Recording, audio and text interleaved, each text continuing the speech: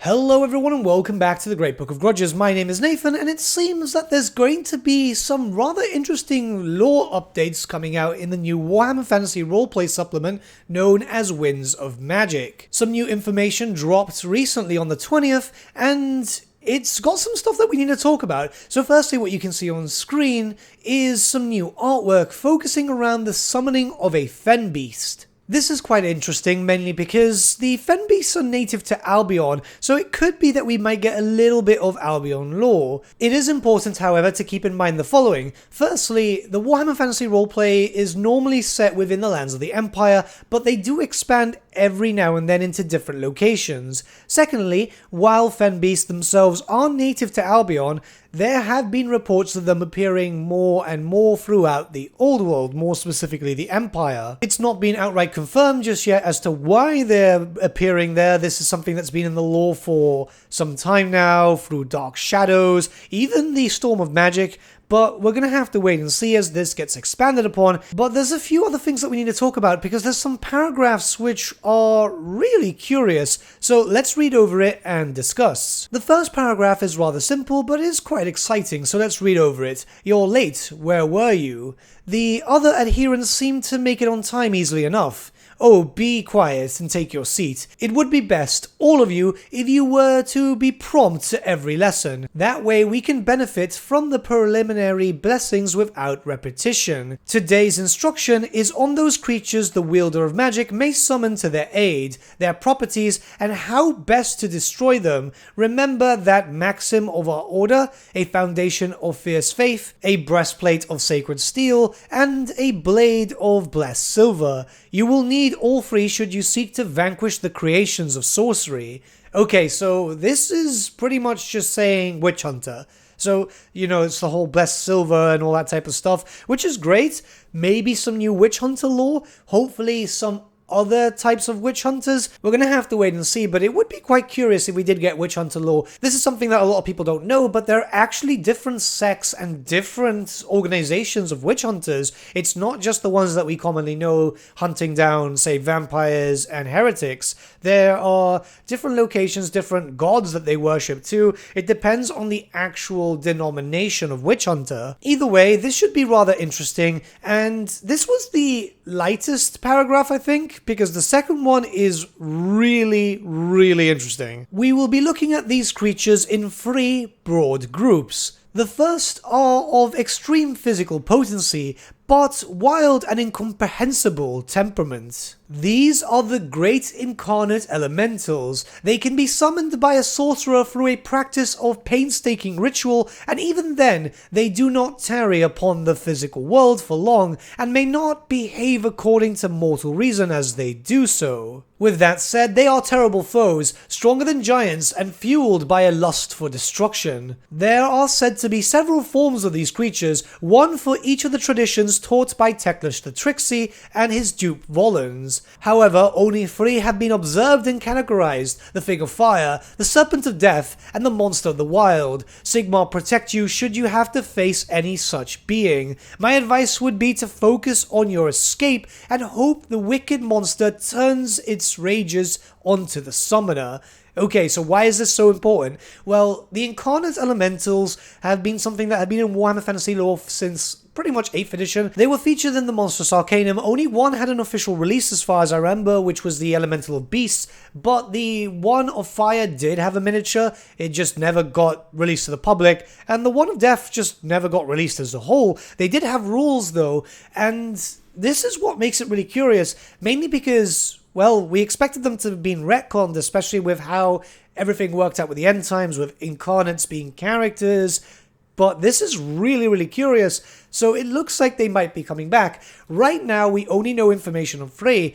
Maybe they're only going to be going on those ones that we know, so Death, Fire, and Wild. But maybe they might have information on the others, because they actively say there are 8.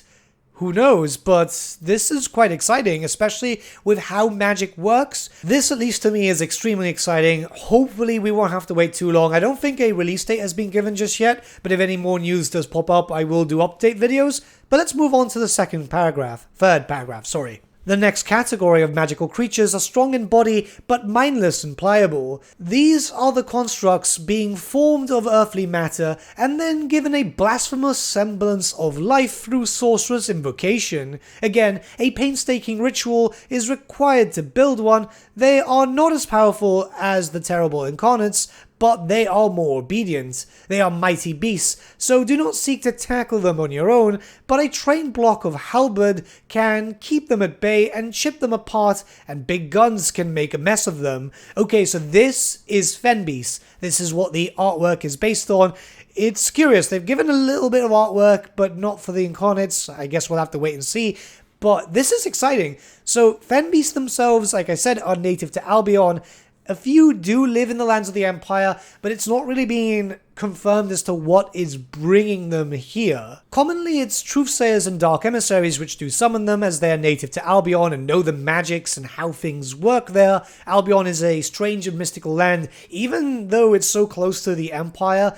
A lot of people don't really understand it, because magic and time flow in a very different sense there. We do, however, know that some necromancers and wizards have been able to bind Fenbeasts to their will. This was more or less in the Storm of Magic supplement for Warhammer Fantasy 8th, so it does raise a lot of questions, especially since, well, we do know some Ogham stones do exist, but they're very, very different. So hopefully we'll get a bunch of information regarding that, because they do a little bit of lore information dumps here and there throughout the supplement books for Warhammer Fantasy Roleplay, and I'm just really curious to see what exactly this means. Are they just going to do the basic Fenbeast? Are they going to be different types of Fenbeast?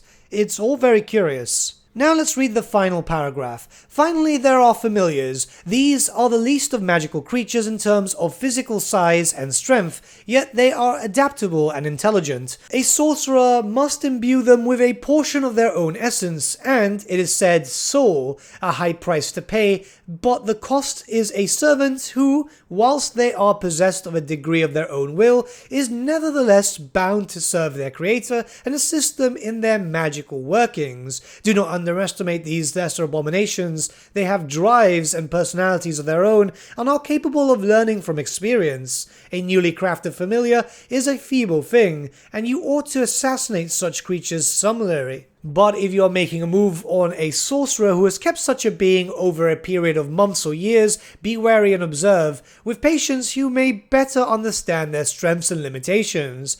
Okay, cool, so we're going to get familiar lore. This is great because familiars, we know a little bit, and it's very common to that of, well, what you can expect from generic fantasy stuff, but maybe a bit more context, what they're capable of, maybe if they act as something that could be transformed into something else in the future. This is very curious. I am really excited, I must say. We do have a picture of a familiar here, which is fantastic. I love the fact that Warhammer Fantasy Roleplay, the guys at Cubicle 7 work with really, really cool artists.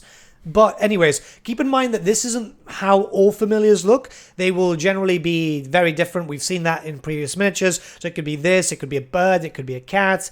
It's cool. It's really, really cool. I love the artwork. I think it's awesome. It's basically, well, I'd like to say a blue horror, isn't it? The legs, at least. But we're going to have to wait and see. Hopefully some context can be provided regarding familiars and how exactly they work, because Warhammer needs to expand and have its own, you know, stylization in a sense, but we're going to have to wait and see. All this is really exciting. I can't wait to find out more about the elementals. I can't wait to find out more about the Fenbeasts. This is really, really cool. I am just really hyped up. We're going to have to wait and see. What do you guys think about this? I don't know if there's a release date just yet. I've been through the whole Cubicle 7 thing. Normally they do these things with like giving out information just to kind of hype up stuff, and eventually they'll announce a release date. Hopefully it won't be too soon, though. Mind you, we've just recently gotten Up in Arms. They do release this fairly often. This is the great thing about Cubicle 7 when it comes to Warhammer Fantasy Roleplay. They like to create loads of supplements because they want the world to be as fleshed out as possible, and I think it's fantastic. They do that with pretty much any other IP that they do, but I just love the fact that they do that with Warhammer Fantasy Roleplay. But let me know what you guys think in the comments below, and let's start a bit of a discussion.